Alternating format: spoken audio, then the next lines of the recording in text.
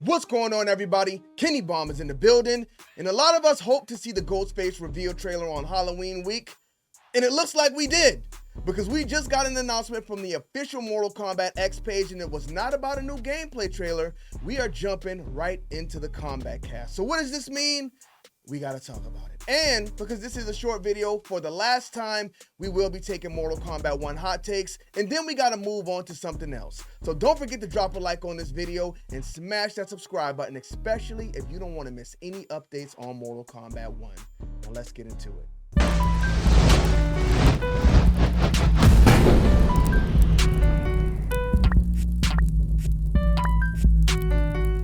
Run, boy, they coming on. Alright, so we got the official announcement from the Mortal Kombat X account, and as expected, obviously Ghostface is happening next week, but apparently there is no gameplay trailer. Now, to be fair, we did kind of get two Halloween week. We got the full gear set reveal, and I think that was exciting as a trailer itself. And we got the gameplay reveal right behind that. So what else are they going to show us? Because we've already seen the fatality. We've already seen a snippet of the second fatality. So I guess the gear set reveal was actually our next trailer. And you know what? I think it was worthy of one.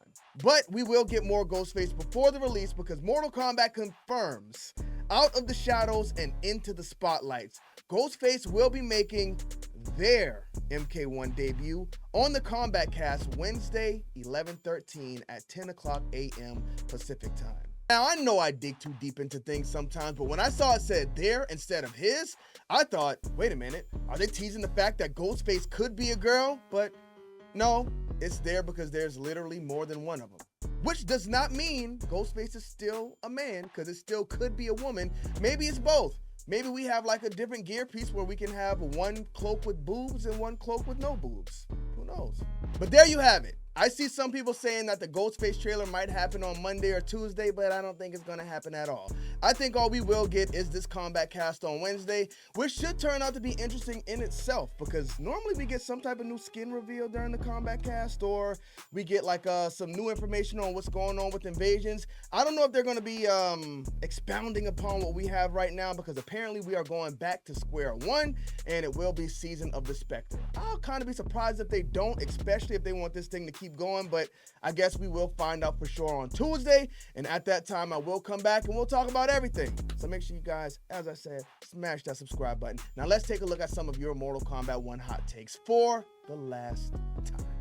Alright, so this post has been up for about a month now. The Chaos Reigns talk has subsided, so we're going to put something else up after we finish with the hot takes this time. And this time we are going to take them to the top comments first. Let's see which top comments we missed. Zesty Zaterin. Okay, shouts out to the Zesty Zaterin. Semi-hot take. Emperor Reign and Empress Tanya carried the story mode. That is a pretty interesting hot take, because I actually feel the opposite way. I wish we got our normal Reign and our normal Tanya and our normal characters from Liu Kang's universe that had more involvement in this story, because of course we won't get anything more from Emperor Reign because he's dead, but Empress Tanya, will we ever see her again, or was she just a little blip in the road and we move forward from her? If so, I feel like we wasted a lot of time here. But you know what? If you like it, I love it. Easy Killer 111 says, hot take, if you supported Mortal Kombat 1 by buying the Gold Edition or just the Kombat Pack 1, you shouldn't have to pay more than somebody who didn't buy Kombat Pack 1 to begin with. Easy Killer, listen. I get it. I get it. Everybody wants their money to go as far as possible, but if you paid for the base edition when it came out, it is what it is. You're always going to pay more than somebody who buys it a year later. I mean, that's just with any game, that's how it works. Listen, if we want these things to keep rolling out, I mean, we got to pay. These people are not in that studio working for free. Y'all just got to understand that. I mean, I understand people value money, as you should, but you got to understand people value their time as well, and time is money. It is what it is. That one only gamer official says, it shouldn't have been, oh boy, here we go. Here's another one. It shouldn't have been extra money, especially those who already have the premium edition. And 14 likes on that. Y'all just don't know how life works, man. That's crazy. Ah, there we go. Shout out to Roosters. Oh, 666. Yikes. That's crazy and unrealistic. It takes time and money to make everything we got. Despite some people whining about not getting enough, my money was well spent. I'm with you, Rooster.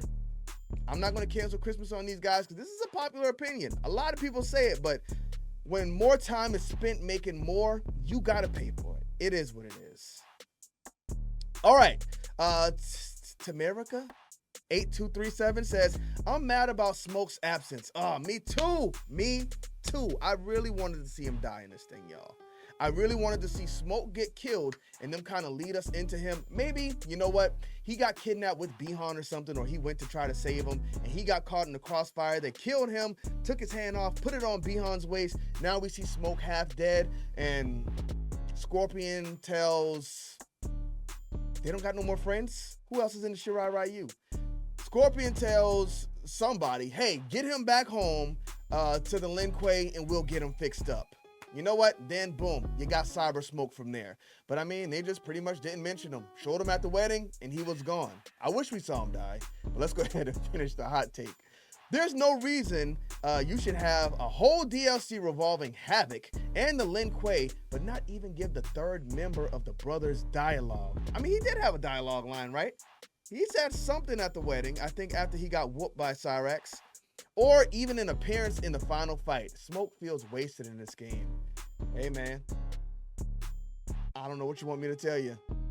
What's this reply say?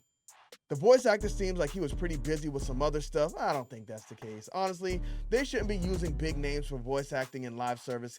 You know what? I don't think it was because the voice actor was busy. It could be, though. You know, maybe. Maybe that's what happened. But I mean, this thing has to be written out before they know what the voice actor is doing, right?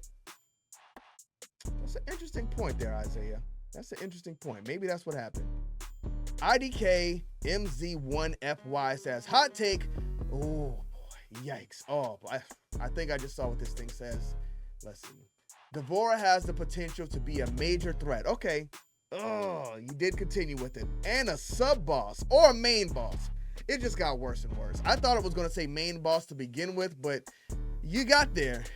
You got there. In a DLC expansion, imagine fighting against a giant bug creature as her final form. No. Cancel Christmas on everything Devora. Bring her back, sure, you know what, because she was a new character and it seems like they were kind of putting a lot into her, but I hate Devora. She came in and killed some of the biggest characters. She killed Scorpion, a version of Scorpion. What are we doing here? Killed Melina. What are we doing here? I'm sorry. Keep Devora up out of here. She's gross. X-Ray MK says the crypt in Mortal Kombat 11 was 1,000 times better than a trash mode. Crashing out a little bit. We're going to continue. And which is just the same exact thing as the crypt. Was such a fun, amazing adventure. It was like an open Mortal Kombat world. It just felt like a whole game. You know what? I agree with you. Trash mode is kind of harsh. I mean, invasions, think about it.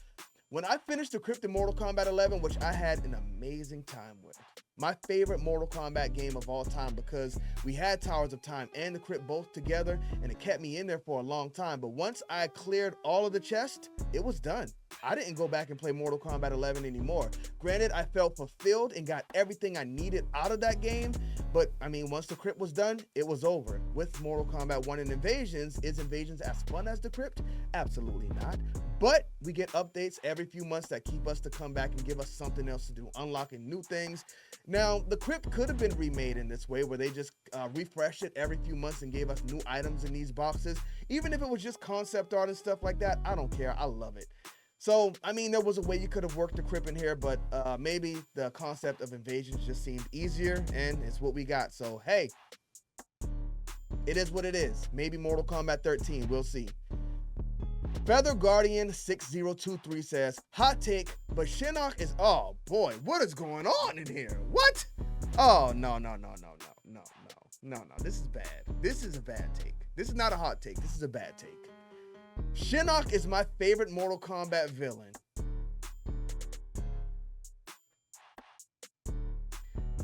You got Shao Kahn. You have the Deadly Alliance in Deadly Alliance. You got Onaga in Deception. Cancel Christmas on Blaze. You got Dark Khan. That was his name, right, in Mortal Kombat vs. DC Universe? Dark Khan. All of these villains you can choose from. And you choose Shinnok? I'm sorry to hear that, man. I mean, even Chronic is better than Shinnok. Come on. I almost canceled Christmas on you, but I'm not going to do it. You can have your opinion. If he or she is playable, I will be happy to have a roster with my favorite antagonists being Quan, Noob, and Sector. You know what? Shouts out to Quan Chi. I think Quan Chi should have been the boss in Mortal Kombat 4 over Shinnok.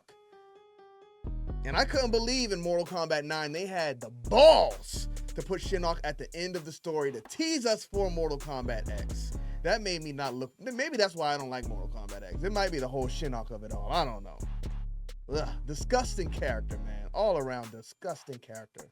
Brian Lewis 1372 says, they could have at least gave us something at the end of the credits to look forward to. Well, you know what? I think the fact that they didn't might be a good thing.